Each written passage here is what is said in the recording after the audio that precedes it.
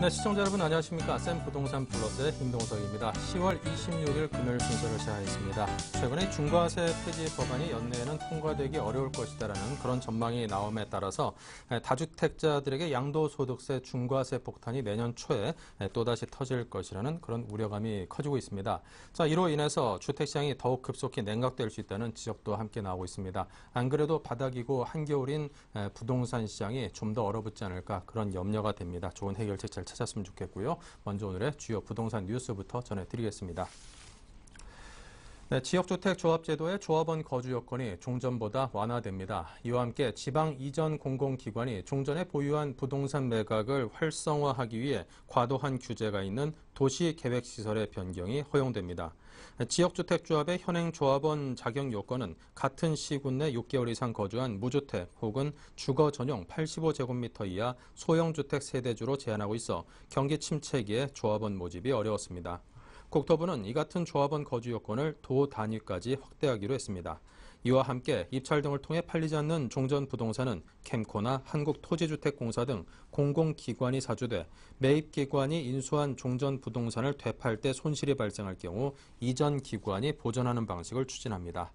또한 교육연구시설 등 도시계획시설로 묶여 매각에 어려움을 겪고 있는 건물에 대해서는 변경을 허용하기로 했습니다. 국토부는 12월 중에 이전 기관의 신청을 받아 매각 대상을 확정할 방침입니다. 세종시 출범 이후 주변 지역의 부동산 경매 시장에서 과열 조짐이 나타나고 있습니다. 부동산 태인에 따르면 충청남도 천안시와 공주시, 충청북도 청주시, 대전시 등 세종시 주변 4개 지역에서 이달 경매에 붙여진 아파트와 다세대 다가구 등 주택 평균 낙찰가율이 88.2%에 이르는 것으로 집계됐습니다. 이 지역의 낙찰가율은 지난 8월 74.48%까지 떨어졌다 9월 86.4%로 반등한 데 이어 2달 연속 오름세입니다. 이는 공공기관의 세종시 이전 시작으로 주택 수요가 늘었지만 공급이 따라주지 못하면서 주변 지역으로도 매수세가 번졌기 때문으로 분석됩니다. 낙찰가율이 가장 높은 곳은 95.97%를 기록한 청주, 입찰 경쟁률이 가장 높은 것은 6대1을 기록한 공주였습니다.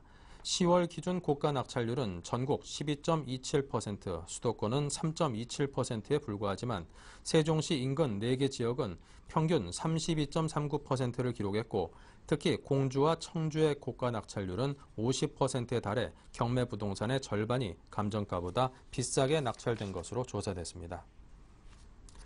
국토해양부는 9월 말을 기준으로 전국 주택 거래량이 지난 5년간 같은 기간과 비교해 25% 감소한 49만 건을 기록했다고 밝혔습니다. 특히 수도권 거래량은 18만 건에 그쳐 통계를 집계한 이후 최저 수준으로 드러났습니다. 주택 가격도 3분기 수도권의 낙폭이 커지면서 전국적으로 하락세를 보였지만 9.10 대책 시행 이후 급매물이 거래되며 재건축을 중심으로 하락폭은 다소 감소했습니다. 국토부는 세제 감면이 시행된 지 얼마 되지 않아 본격적인 거래 증가가 나타나지 않은 것으로 분석하고 점차 시행 효과가 나타날 것으로 기대하고 있습니다. 이사철이 마무리되어 가고 있는 이번 주에도 저가 매물 위주의 거래만 이루어지며 서울 아파트 값은 하락세를 이어가고 있습니다. 부동산 정보업체 부동산 114에 따르면 이번 주 서울 아파트 값은 지난주보다 0.05% 하락했습니다. 이 같은 하락세는 지난달 24일 취득세 감면 직후 저가 매물이 거래됐고 가격을 낮춘 급처분 매물이 늘어난 영향으로 분석됩니다. 노원구는 상계동 주공 7단지와 월계동 미성, 중계동 주공 2단지 등 중소형이 250만 원에서 1,000만 원 내렸습니다. 강남구는 압구정 한양 1차, 도곡동 도곡렉슬, 대치동 선경 1차와 2차 등 중대형이 2,500만 원 하락했습니다. 양천구에서는 목동 신시가지 5단지, 신정동 목동 신시가지 13단지 등 중대형이 2,500만 원 내린 것으로 나타났습니다. 네, 계속해서 부동산 톡톡 최윤정 아나운서입니다.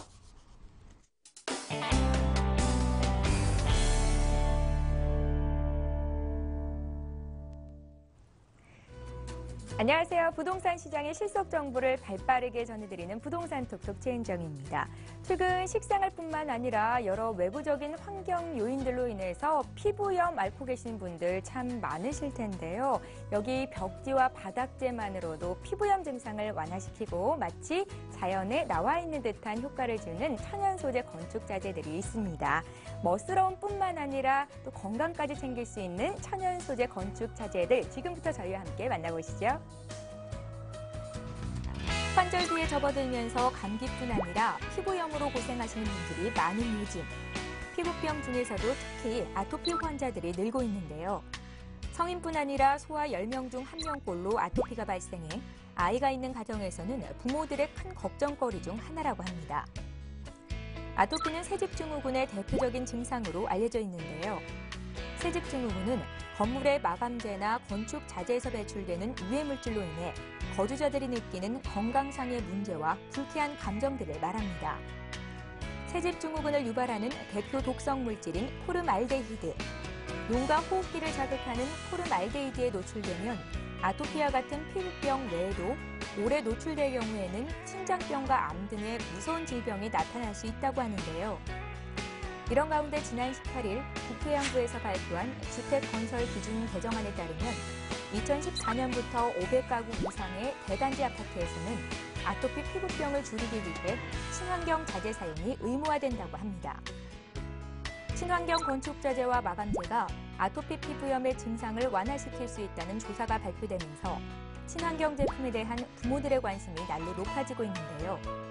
특히 저희 아이가 아토피 피부가 심해서 그쪽 방면으로도 많이 봤었고 또 연구를 했었는데 얼마 전에 TV에서 어떤 유명한 분이 집에 모든 그 황토 벽하고 황토 바닥으로 많이 꾸미고 살고 계시더라고요. 그래서 저도 나중에 이제 저희 집 리뉴얼하게 되면 꼭 그렇게 한번 해보고 싶다는 생각을 했었습니다. 사람의 건강뿐 아니라 집안을 멋스럽게 꾸밀 수 있는 인테리어의 한 방법으로 친환경 소재에 대한 관심이 높아지고 있는 요즘. 여러분들은 집을 꾸미실 때 어떤 부분을 제일 중요하게 생각하시나요? 저희 같은 경우에는 이제 바닥재하고 벽지 쪽을 많이 좀 신경을 썼는데요. 저희들은 그 벽지는 종이 재질의 그 합재를 좀 사용을 했고요. 그 바닥 같은 경우에는 그 목재 제품인 이제 강마루를 사용을 했어요. 대신에 친환경 본드를 써서 그 애들에게 영향을 미치지 않는 소재를 사용을 했습니다. 우리 가족의 보금자리를 다양한 가구와 인테리어 소품 등을 이용해 예쁘게 꾸미는 것뿐 아니라 건강을 챙길 수 있는 하나의 공간으로 만들면 더 좋을 것 같은데요. 백화점에 가서 그 벽지 같은 경우에는 특히 종이 소재로 된 그런 부분 그리고 저렴한 것보다는 저는 제가 생각할 때 고가가 훨씬 더 몸에 좋지 않을까? 그렇게 생각합니다. 발품을 팔아 직접 눈으로 확인하면서 제품을 구매하시는 분들도 있었지만 최근에는 인터넷 쇼핑몰과 홈쇼핑 등 다양한 매체를 통해 구입하시는 분들의 수가 증가하고 있습니다. 네, 인터넷에서 그 저렴한 제품으로 사용하다 보면 질이 좀 안 좋은 제품이 나오기도 해요. 그런데 이제 그런 거를 좀 사양들을 좀 많이 비교를 해서 가장 괜찮은 항목으로 그리고 되도록이면 그 상호가 인증이 되어 있는 그런 제품을 쓰게 됐을 때 좀 많은 그 도움을 받는 것 같아요. 특히 가구와 바닥재는 소재가 더욱 중요해 어떤 것을 이용해 만들어졌는지 꼼꼼히 따져봐야 한다고 합니다. 삭막한 도심 속에서 자연에 온 것 같은 효과를 내 집에서 누리고 싶다면 예쁘면서도 건강함을 내 집에서 누리고 싶다면 원재료부터 친환경을 강조한 가구와 바닥재를 사용해 똑똑한 인테리어를 하면 모든 것이 해결되는데요. 쉽지 않을 것 같다고요? 이처럼 친환경 제품을 이용해 인테리어하기 쉽지 않을 것 같다고 생각하시는 분들을 위해 마련된 공간으로 함께 가보시죠. 건축자재 전문 업체인 엘사에서 운영하는 이 매장은 강남구 논현동에 위치해 있는데요. 이곳은 집을 시공할 때 필요한 시스템 창과 샤시, 바닥 마감재뿐 아니라 벽난로와 욕조 등 기존의 집을 한층 더 멋스럽게 꾸밀 수 있는 다양한 제품들이 배치돼 있었습니다. 특히 그중에서도 매장을 찾는 사람들, 가정에서부터 환경을 지키는 생활을 하고 있는 에코족들에게 꾸준한 관심을 받고 있는 제품이 있다고 하는데요. 바로 천연 재료로 만든 건축 자재들. 엘사에서 만든 마루자재와 벽지는 세계 최초 옥수수 원료로 만들어졌습니다. 몸에 좋은 옥수수로 만든 순식물성 원료인 PLA는 향균과 악취를 없애는 데 뛰어나 사람과 환경에 이로운 소재라고 하는데요. 최고급 친환경 바닥재는 옥수수 외에도 10여 가지에 이르는 천연 재료들로 만들어진 친환경 제품입니다. 찍힘과 긁힘에 강하고 수분에 의해 변형되는 문제도 없다고 하는데요. 바닥재 외에도 천연 식물성 소재로 만들어지고 최고급 디자인이 적용된 프리미엄 천연 벽지. 이 벽지는 친환경 인쇄침과 에코 코팅층이 햇빛과 실내 조명의 가시광선에 반응해 유해물질을 지속적으로 절감시킨다고 하는데요. 이로 인해 벽지만으로도 집을 좀 더 쾌적한 생활 공간으로 만들어진다고 합니다. 창문을 열지 않아도 공기가 정화되는 이 벽지는 천연 가주제와 천연 종이를 추가해 안전하면서도 선명한 색감을 통한 뛰어난 시각적인 효과로 일석이조의 결과를 얻을 수 있다고 합니다. 천연 소재로 만들어진 이 제품들은 LH공사와 분당 서울대학병원이 공동으로 친환경 바닥재와 벽지가 아토피 질환에 미치는 영향을 연구한 청정주택 적용성 조사의 실험 제품으로 선정돼 시공됐습니다. 그 결과 유해물질 발생량을 줄이고 아토피를 개선하는 등 천연 소재의 친환경 효과를 입증했는데요. 공기를 살리는 천연 벽지와 바닥재 외에도 천연 소재들을 이용해 만든 자동 환기창과 아이들이 사용하는 놀이방 매트 등 건강한 인테리어 제품들이 많이 있었습니다. 이처럼 친환경 소재를 기반으로 한 제품들로 인테리어를 할 때 생활 공간의 건강함과 쾌적함은 물론 에너지 절감과 신재생 에너지의 발전으로 이산화탄소 발생량을 최소화할 수 있는 효과를 거둘 수 있다고 하는데요. 매장에 직접 방문하셔서 구경도 하시고 또 천연 소재들을 이용한 친환경 제품들을 확인해 보시는 것도 좋을 것 같습니다. 친환경 소재들을 사용해 사람과 환경 모두에게 이로운 건강한 공간을 만들고 또 예쁜 디자인을 통해 눈에 보이는 시각적인 인테리어 효과도 함께 누려보시기 바랍니다. 예, 여러분들 어떠셨어요? 옥수수와 황토 등 다양한 천연 소재 건축 자재를 이용한 바닥재, 그리고 스스로 정화 능력을 갖춘 벽지까지 다양하게 살펴봤습니다. 이 같은 천연 소재 건축 자재들을 이용해서 여러분들의 보금자리 역시 아름답고 건강하고 또 멋지게 꾸며보시면 좋겠습니다. 지금까지 부동산 톡톡 최은정이었습니다.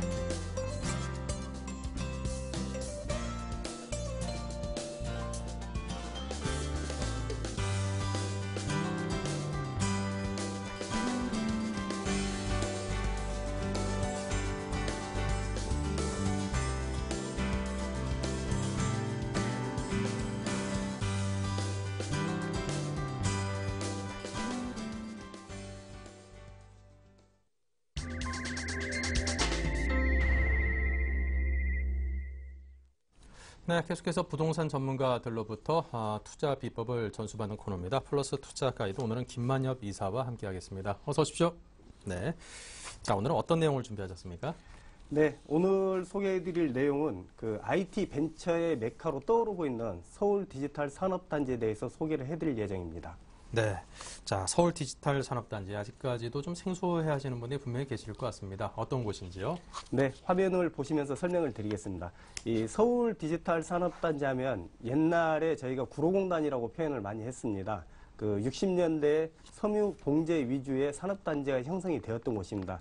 하지만 그 경공업이 쇠퇴를 하면서 이 구로공단이 쇠퇴의 길을 걸어가게 됩니다.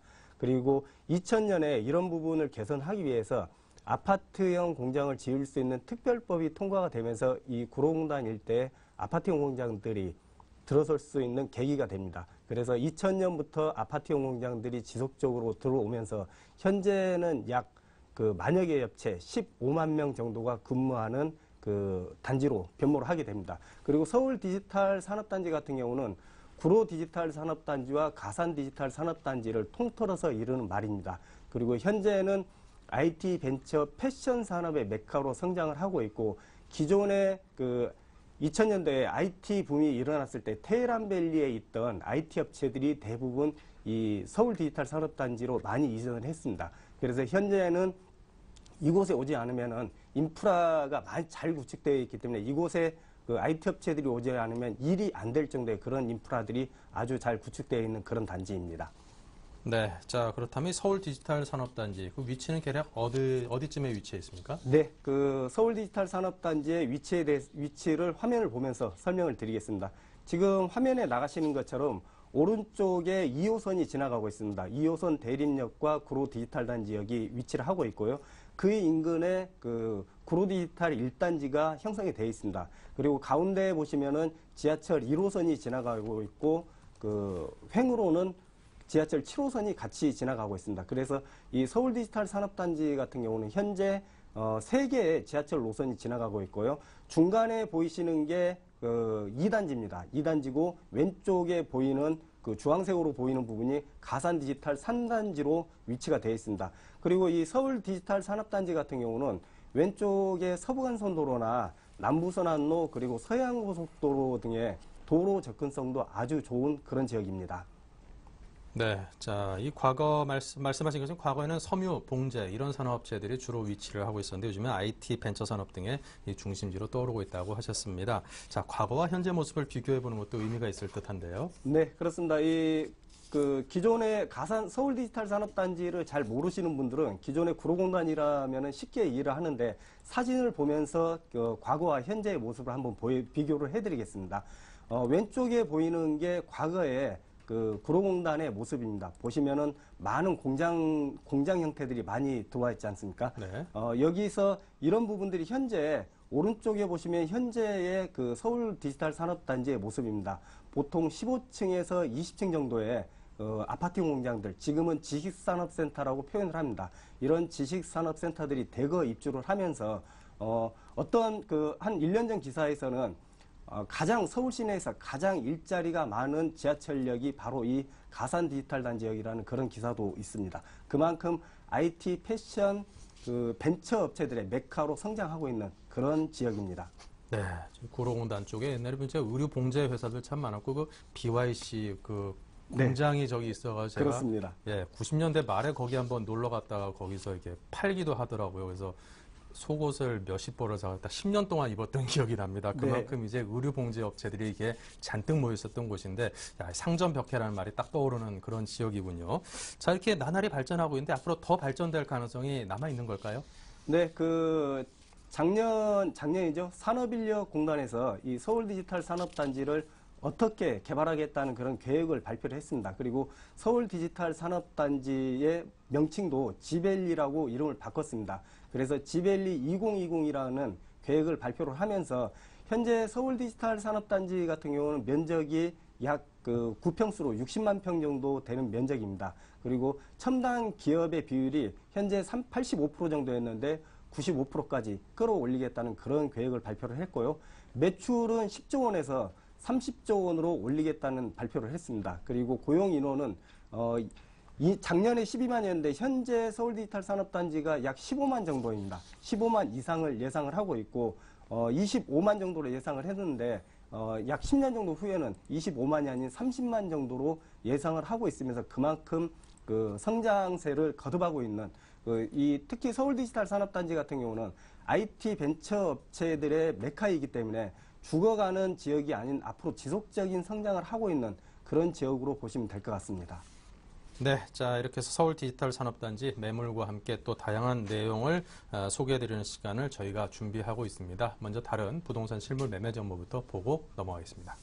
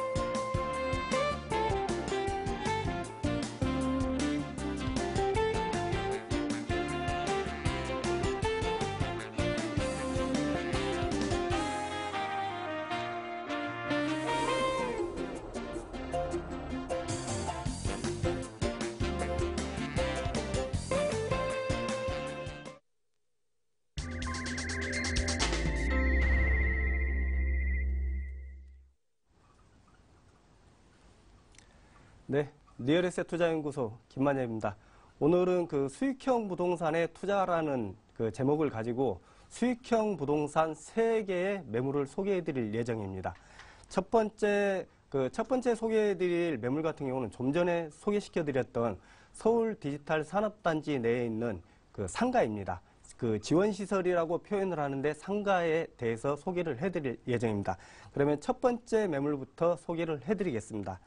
그 첫 번째 매물은 금천구 가산 디지털 단지, 그 서울 디지털 산업단지는 구로 디지털 산업단지와 가산 디지털 산업단지로 나누어져 있습니다. 본 매물은 가산 디지털 단지 내에 있는 상가 매물을 소개해드릴 예정입니다. 통상 기존은 아파트형 공장이라고 표현들을 많이 했습니다. 하지만 몇 년 전에 지식산업센터라고 이름이 바뀌면서 이 지식산업센터 내에 통상적으로 약 그 연면적의 70에서 80% 정도는 그 기존의 공장, 지식산업센터가 입주를 하게 됩니다. 그리고 나머지 그 20에서 30% 정도는 지원시설이라고 표현을 하죠. 저희가 흔히 말하는 상가가 들어가게 됩니다. 본 매물 같은 경우는 그 지원시설, 상가의 매물입니다. 하지만 이 지식산업센터와 상가에 대한 투자에 대해서 조금 그 고려를 하셔야 되는 부분이 지식산업센터 같은 경우는 기존에 몇 년 전까지만 해도 개인들의 매매가 자유로웠습니다. 하지만 이 서울 디지털 산업단지가 어느 정도 안정이 되면서 개인들의 매매는 지식산업센터 같은 경우는 이제는 불가능합니다. 관련 그 사업자가 있어야지만이 분양도 가능한 그렇게 개인들의 투자를 막아놨습니다. 하지만 이 업무지원시설, 상가의 경우는 지금도 똑같이 개인들의 투자가 가능하니까 이 서울 디지털 산업단지나 다른 지식산업센터를 투자하실 때는 이런 부분들을 염두에 두시고 투자하시는 게 도움이 될 것 같습니다. 그러면 매물의 개요를 먼저 말씀드리겠습니다. 본 매물 같은 경우는 2005년도에 준공된 건물입니다. 그리고 층수는 14층 중에 2층입니다. 통상적으로 그 업무지원시설은 지하층이나 1층, 2층이 대부분 업무지원시설로 그 건축이 되게 됩니다. 그리고 분양 면적은 약 그 9평형으로 33.6평입니다. 그리고 전용 면적은 그 21.2평입니다. 그러니까 전용률이라고 저희들이 통상 상가는 전용률이라고 표현을 많이 하는데 전용률이 64% 정도입니다. 64% 정도이니까 일반적인 상가의 전용률이 50%대 초반, 50%가 간 넘는 수준입니다. 하지만 본 매물 같은 경우는 전용률이 64%이기 때문에 그만큼 내가 개인적으로 쓸 수 있는 공간이 많다는 그런 큰 장점도 있습니다. 그리고 지하철은 1호선, 7호선 가산 디지털 단지역에서 도보 5분 거리에 있습니다. 남자 걸음으로 저희가 실제 걸어보니까요. 남자들 걸음이면 약 4분이면 충분히 도달할 수 있는 그런 거리입니다. 그리고 좀 전에 설명드린 것처럼 본 매물 같은 경우는 업무 지원 시설로서 업종 제한이 없다는 그런 큰 장점도 있습니다. 통상 지식산업센터 같은 경우 관련 업체가 들어갈 수 있지만 업무 지원 시설은 그 IT 벤처 같은 일반 기업들도 들어올 수 있고 일반적인 뭐 음식점이나 은행 같은 이런 업무 지원을 할 수 있는 업체들도 들어올 수가 있기 때문에 업종의 제한이 없기 때문에 일반적인 그 지식산업센터보다는 임대료나 매매가가 훨씬 비싼 그런 상황입니다. 다음은 매매 가격은 2억 4,500만 원입니다. 그리고 임대료는 1,600에 월 임대료가 보증금이 1,600, 월 임대료는 160만 원입니다. 하지만 본 상가 같은 경우는 현재 한 임차인이 5년 동안 지속적으로 그 임차를 하고 있는 상황이라서 상가를 구입하시거나 그 분양을 받으실 때 걱정하시는 부분이 과연 지속적인 임대 수입이 나올 수 있냐를 걱정을 하시는데 본 상가 같은 경우는 한 업체가 지금 5년 동안 계속 임대를 하고 있는 상황입니다. 그래서 그런 부분들에 대한 걱정은 그 해소가 되는 부분입니다. 그리고 대출 가능액이 1억 4,700만 원입니다. 대출 이자는 약 5.0% 정도 보시면 될 것 같습니다. 그러면 실투자금액 8,200만 원에 대출 이자를 제외하고도 연 수익률이 14.5%가 나오는 서울 지역 내에서 상가 수익률 14.5%라는 그 수익률을 찾기가 아주 힘듭니다. 그리고 지속적으로 성장하고 있는 그런 지역이라는 것을 염두에 두시기 바랍니다. 다음은 매물의 입지 여건에 대해서 살펴보겠습니다. 본 그 지식산업센터 같은 경우는 지하철 1호선, 7호선 더블역세권입니다. 더블역세권에서 도보 5분 정도 거리에 위치를 하고 있기 때문에 임차인들이 아주 선호를 하는 그런 지역입니다. 또한 그 지금 화면에 보시는 것처럼 왼쪽에 서부간선도로나 위쪽으로 남부순환도로, 그 다음에 서부간선도로를 쭉 이용했을 때 서해안고속도로 등의 접근성이, 도로 접근성도 아주 좋은 위치에 있고, 본 그 지식산업센터 같은 경우 사거리 코너에 위치를 하고 있기 때문에 도보 5분 거리이고 사거리 코너에 위치를 하고 있기 때문에 굉장히 선호하는 그런 지역입니다. 다음은 서울 디지털 산업단지의 특징에 대해서 좀 더 자세히 살펴보겠습니다.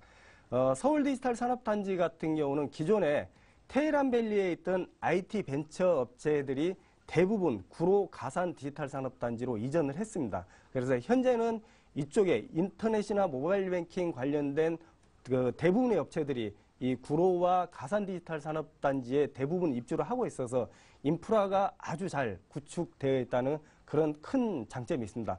또한 이 가산 디지털 산업단지 내에는 패션 아울렛 같은 이런 아울렛 매장들도 대거 입주를 하고 있어서 유동인구가 굉장히 많은 지역입니다. 또한 이 서울 시내에 지금 마지막 남아있는 국가산업단지가 바로 이 서울 디지털 산업단지입니다. 이 서울 디지털 산업단지에 분양을 받으신다고 그러면은 취득세 감면뿐만 아니라 재산세 감면 같은 여러 가지 혜택이 있기 때문에 많은 기업들이 이 서울 디지털 산업단지로 오고 있는 그런 상황입니다. 또 서울 디지털 산업단지는 현재 개발이 끝난 것이 아닙니다. 이 가산 같은 경우는 구로 디지털 1단지 같은 경우는 개발이 거의 많이 되어 있는데요. 가산 디지털 3단지, 본 매물이 가산 디지털 3단지입니다. 3단지 같은 경우는 현재 개발이 약 60% 정도밖에 완료되어 있지 않습니다. 그만큼 앞으로 향후에 지속적으로 성장할 수 있는 그런 지역이라는 특징이 있습니다. 그리고 좀 전에 설명드린 것처럼 IT 인터넷 관련 업체들의 인프라가 잘 구축이 되어 있기 때문에 이쪽으로 오지 않으면 협력업체들과의 일이 되지 않을 정도로 그만큼 인프라가 잘 구축되어 있는 그런 지역입니다. 다음은 매물 사진을 지금 소개해 드리고 있는데요. 본 지식산업센터 같은 경우는 2005년 건물이고 14층으로 구성이 되어 있습니다. 지하 2층부터 지하 2, 3층은 주차장이고 나머지는 지하 1층, 그 다음에 지상 1층, 2층은 업무 지원 시설로서 이 지식산업센터의 업무를 지원할 수 있는 그런 시설들이 설치가 되어 있습니다. 그리고 지금 통상 지식산업센터에 대해서 잘 모르시는 분들이 되게 많습니다. 그래서 현장을 같이 보여드리거나 그럴 때 지금 사진에 보이시는 것처럼 본 지식산업센터도 약 230여 개 업체가 입주를 하고 있습니다. 그리고 상주 인원만 3,500명입니다. 그래서 지금 사진에 나가는 것처럼 1층에는 대부분 커피숍이나 은행 같은 이런 편의시설들이 잘 구축이 되어 있어서 지식산업센터의 큰 특징 중에 하나가 바로 이곳에 들어온다 그러면 출근에서부터 퇴근까지 식사부터 손님들 응대하는 것까지 여기서 한 번에 끝나는 그런 큰 특징이 있습니다. 그래서 지식산업센터 하나만 보고 만약에 상가 투자를 했을 때 내가 수익률을 낼 수 있느냐 하는 부분들을 고민들을 많이 하시는데 원스톱으로 여기서 모든 것이 끝나기 때문에 그런 부분들을 걱정을 안 하셔도 됩니다. 다음은 마지막으로 매물의 추천 포인트를 설명을 드리겠습니다. 본상가 지금 수익률이 연 수익률로 14.5%가 나오는 높은 수익률을 자랑하고 있는 매물입니다. 그리고 1호선, 7호선 더블역세권에서 도보 5분 거리에 위치를 하고 있기 때문에 임차인들뿐만 아니라 매매를 하시는 분들의 만족도가 굉장히 뛰어납니다. 그리고 실제 이 지식산업센터 같은 경우는 더블역세권 도보 5분 거리이기 때문에 임차인들이 공실 위험이 거의 없습니다. 지금 230여 개 업체가 입주를 하고 있는데 현재도 이쪽에 임차인들이 대기하고 있는 그런 상황으로서 더블역세권의 그런 큰 장점을 가지고 있는 그런 단지입니다. 또한 지금 본 매물 같은 경우는 동일 업종이 5년 이상 지속적으로 임차를 하고 있습니다. 그리고 앞으로도 지속적으로 임차하겠다는 의사를 비추고 있고 그래서 한 업체가 이렇게 계속 임차를 한다고 하는 말은 그만큼 지리적으로나 위치적으로나 어떤 주변의 인프라들이 잘 구축되어 있다는 그런 말들이겠습니다. 그리고 좀 전에 설명드린 것처럼 본 매물 같은 경우는 업무 지원 시설 상가이기 때문에 만약에 이 업체가 나가고 다른 업체가 들어온다고 하더라도 업종 제한이 없기 때문에 그만큼 임차에 대한 경쟁력이 큽니다. 그리고 본 매물 같은 경우는 지식산업 가산 디지털 3단지 내에서 연면적이 아주 큰 건물입니다. 연면적이 전체적으로 연면적이 크다면은 어떤 장점이 있냐면은 관리비 부분이 그만큼 작게 들어갑니다. 관리비가 작다는 말은 본 매물가치 1,600에 160만 원 정도로 임차를 했는데 다른 지식산업센터에 비해서 관리비가 한 달에 10만 원 이상 세이브가 되는 그런 지식산업센터입니다. 그래서 외부에서 본 건물을 더블역세권이란 큰 장점도 있지만 이런 관리비 측면에서 큰 장점이 있기 때문에 임차인들이 대기하고 있는 그런 매물입니다. 마지막으로 첫 번째 매물에 대한 매물을 정리를 해드리겠습니다. 분양 면적은 그 33.6평입니다. 그리고 전용 면적 21.2평, 층수는 14층 중에 2층 건물로서 지원시설, 상가라서 업종 제한 없이 임대를 할 수도 있고 매매하시는데도 제한이 없는 그런 매물입니다. 매매 금액은 2억 4,500만 원입니다. 그리고 대출 가능액은 1억 4,700만 원입니다. 그리고 현재 1,600에 160만 원이 대출이 1,600에 160만 원이 임차가 그 5년 동안 되어 있는 그런 건물입니다. 그러면은 대출 가능액을 제외하면 실투자금 8,200만 원에 연 수익률 14.5%가 나오는 아주 우량한 매물입니다. 다음은 두 번째 매물을 소개를 해드리겠습니다. 두 번째 매물은 강남구 논현동에 위치하고 있는 도시형 생활주택입니다. 본 매물 같은 경우는 현재 공사가 지금 2층 정도 진행이 되고 있고요. 내년 2월에 준공 예정입니다. 그리고 층수는 5층 중에 3층 건물입니다. 대지 면적은 11.2제곱미터, 약 3.4평 정도 됩니다. 그리고 전용 면적은 17.04제곱미터로 5.2평 정도 되는 그런 도시형 생활주택입니다. 특징으로는 요즘 도시형 생활주택들이 대부분 다 그렇지만은 풀옵션이 다 들어갑니다. 이 풀옵션으로 그 구성을 해서 임차인들이 편하게 몸만 들어와서 생활하시다 나갈 수 있는 그런 구조의 도시형 생활주택으로서 지하철은 9호선 신논현역에서 도보 5분 정도 거리 위치를 하고 있고 7호선 논현역에서도 도보 5분 정도 거리에 위치를 하고 있는 그런 매물입니다. 매매 가격은 1억 6,700만 원입니다. 그리고 임대 보증금은 2,500에 70만 원이 가능한 매물입니다. 그리고 대출 가능액은 9,800만 원으로 대출 이자는 제1금융권에서 연 4.7% 정도 예상을 하시면 될 것 같습니다. 그러면 본 매물 같은 경우는 통상적으로 그 대출이 굉장히 많이 나오는데 매물의 특성을 감안을 해서 제1금융권에서 그만큼 시세를 좀 높게 쳐주는 그런 그렇게 해서 대출 이자가 4.7%라는 낮은 이자로 지금 투자가 가능한 매물입니다. 그러면 실투자 금액이 4,400만 원이라는 강남권에서 4천만 원대 투자라고 그러면 아주 그 우량한 매물이고 분양 가격이 전체적으로 요즘 부동산 경기 침체의 영향으로 논현동도 분양 가격이 많이 내려왔습니다. 그래서 아주 경쟁력을 가지고 있고 그 강남권에서 수익률 8.7%라면 아주 유망한 그 아주 우수한 수익률을 보이고 있는 그런 매물입니다. 다음은 그 매물의 입지 여건에 대해서 설명을 드리겠습니다. 지금 화면에 정 가운데 보이시는 이 지역이 바로 논현 1동입니다. 그 화면에 보이시는 것처럼 그 위쪽으로 보시면 7호선 논현역과 학동역이 지나가고 있습니다. 그리고 바로 화면의 하단에는 9호선 신논현역이 현재 개통이 되어 있습니다. 9호선은 이 신논현역까지 지금 개통이 되어 있고요. 추가로 2단계 구간이 공사를 하고 있으면서 내년 그 말 정도에 개통 예정입니다. 그래서 이 삼정역 같은 경우는 내년 말에 개통이 되겠습니다. 그러면은 이 논현 1동 같은 경우는 사거리 코너가 모두 지하철이 들어온다는 그런 큰 장점이 있습니다. 그리고 지금 보이시는 화면에 왼쪽 부분이 바로 강남대로입니다. 강남대로를 중심으로 해서 뭐 삼성타운이나 교보타운 같은 대기업 업무 시설들이 집중적으로 입주를 하고 있는 그런 지역이고 논현동 같은 경우는 그 많은 업무 시설들도 있지만은 호텔이 밀집하여 있어서 외국인 관광객들의 그 유동이 굉장히 많은 지역입니다. 그래서 이 논현동의 도시형 생활주택이나 오피스텔 같은 경우는 단기 임대도 많이 나가지만은 많은 업무 시설과 그 유동인구를 가지고 있어서 논현동 상권 같은 경우는 24시간, 낮에는 그 낮과 밤 24시간이 그 항상 상권이 활성화되어 있는 그런 지역입니다. 다음 매물의 특징에 대해서 설명을 드리겠습니다.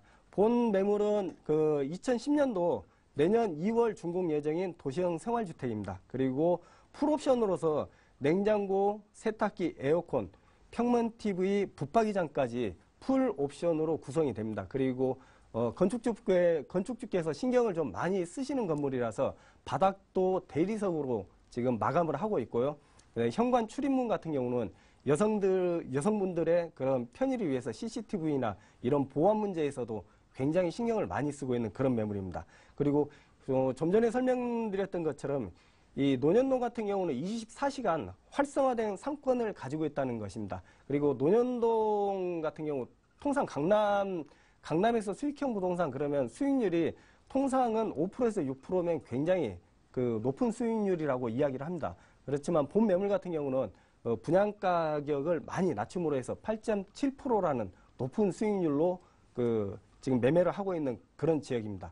그리고 이 논현동 같은 경우는 좀 전에 설명드린 것처럼 지하철 7호선, 9호선에서 도보 5분 정도 거리에 있는 매물인데요. 더 위쪽으로 보시면은 3호선이 지나가고 있고요. 아래쪽으로 보시면 2호선이 지나가고 있습니다. 그리고 강남대로를 중심으로 해서 그 신분당선이 지금 강남역까지 그 개통이 돼 있는데요. 신분당선이 추가로 이 강남역에서 그 한남뉴타운을 지나서 용산까지 그 개통을 할 예정입니다. 이렇게 되면 논현동 지역에서는 도보 10분 정도 거리에 지하철 5개 노선을 이용하실 수 있는 정말 강남에서도 핵심적인 지역으로 서울 시내 어디든 그 편리하게 이용하실 수 있는 그런 지역입니다. 지금 보시는 것이 이 매물 인근에 있는 교보타워 사거리 인근에 있는 사진입니다. 오른쪽에 보시는 사진이 그 교보타워 건물이고 왼쪽에도 많은 그 업무 시설들이 보이고 있습니다. 그리고 지금 나가시는 그림이 이 매물의 조감도입니다. 조감도로서 현재 약 2층 정도 2층 정도 골조가 올라가고 있으면서 내년 2월이면은 완공이 되는 그런 매물입니다. 그리고 다음은 매물의 추천 포인트를 설명드리겠습니다. 본 매물 같은 경우는 강남권에서 8%의 높은 수익률을 자랑하고 있는 그런 매물입니다. 수익률이 이렇게 높다는 이유는 그만큼 요즘 부동산 경기 침체나 이런 영향 때문에 분양가를 대폭 좀 내려놨습니다. 그래서 저렴한 분양가 격으로 인해서 8%대 수익률을 낼 수 있는 그런 매물입니다. 그리고 강남대로를 중심으로 한 풍부한 임대 수요를 자랑합니다. 좀 전에 설명드렸던 것처럼 그 강남역 주변에 삼성타워를 중심으로 하고 그다음에 교보타워 사거리에 교보타워가 있으면서 많은 그 업무 시설들이 이 강남대로 주변으로 밀집이 되어 있습니다. 그리고 지속적으로 이 강남대로를 중심으로 해서 지속적으로 지금 업무 시설들이 계속 그 공사를 하고 있습니다. 그리고 여기에 좀 전에 설명드렸던 것처럼 신분당선의 그 추가 개통, 또한 9호선 연장선의 개통 등으로 해서 논현동 지역은 5개의 그 지하철 노선을 만나실 수 있는 그런 지역입니다. 다음은 매물을 정리해 드리겠습니다.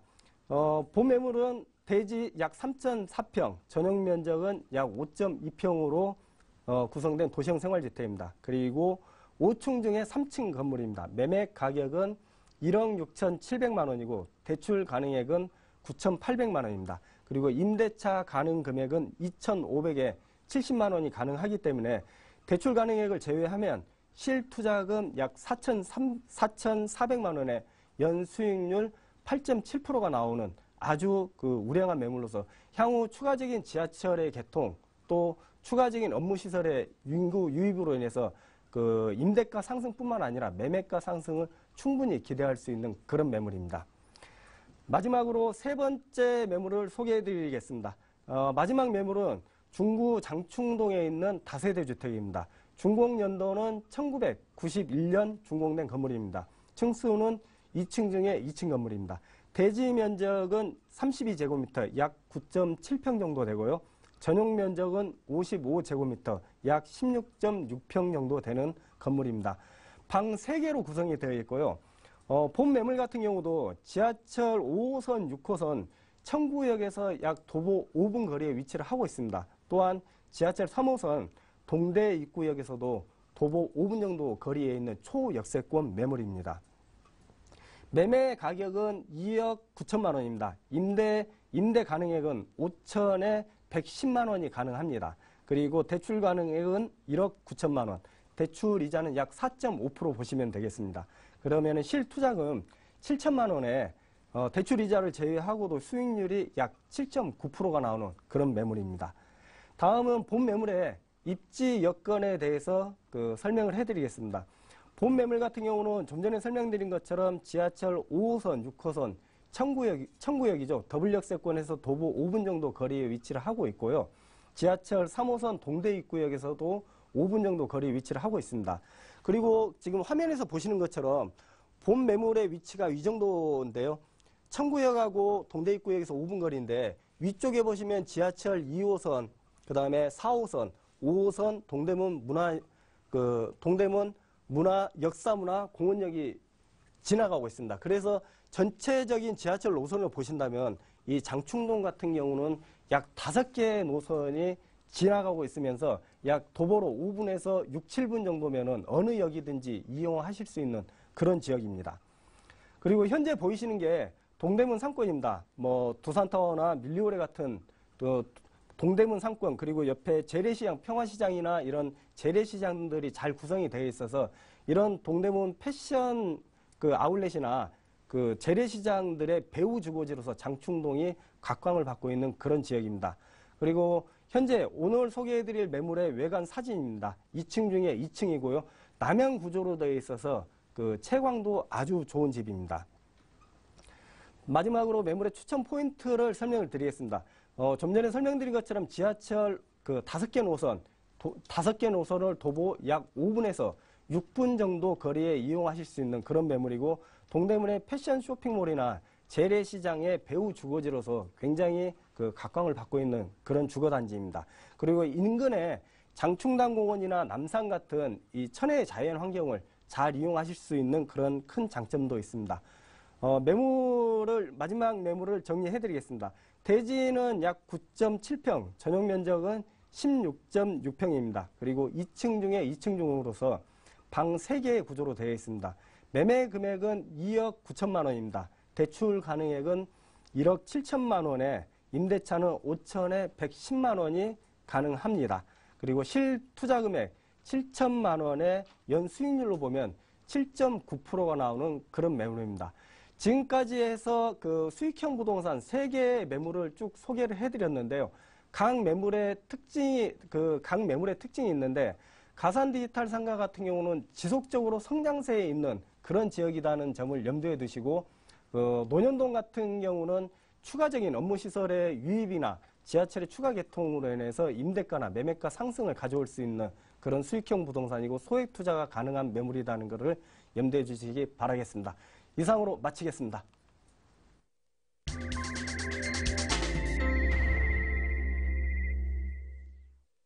네, 오늘 쌤 부동산 플러스 여기서 마치겠습니다. 한 주 열심히 보내셨을 텐데요. 주말 잘 마무리하시고요. 다음 주 또 건강한 얼굴로 다시 뵙겠습니다. 감사합니다.